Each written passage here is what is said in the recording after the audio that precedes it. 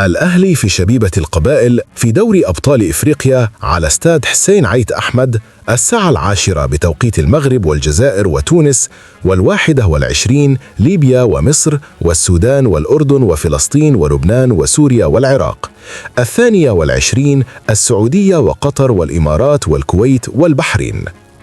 استعدوا ليوم مليء بالإثارة، المهارات والأهداف الرائعة من كبار نجوم كرة القدم. فوتبول فاير.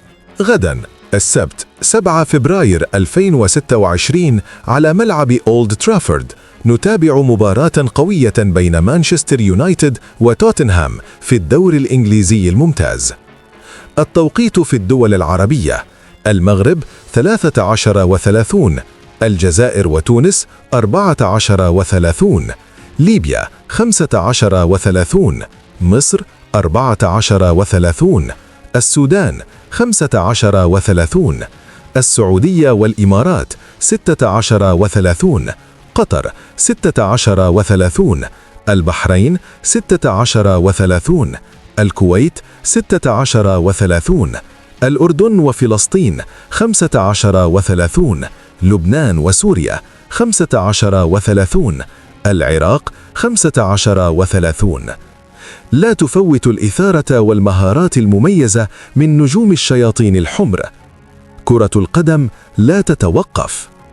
غدا السبت 7 فبراير 2026 على ملعب كامب نو نعيش مباراة مثيرة بين برشلونة ومايوركا في الدوري الإسباني.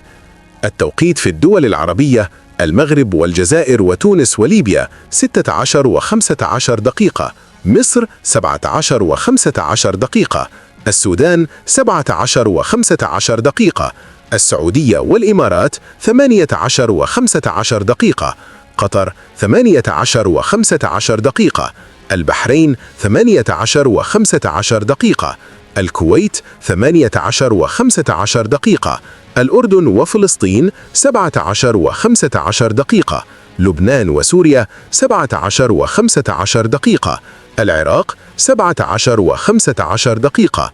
استعدوا لمتابعة الإثارة والمهارات الساحرة من نجوم برشلونة. لا تفوتوا اللقاء، وترقبوا غدا بثا مباشر على قناة قمة لايف.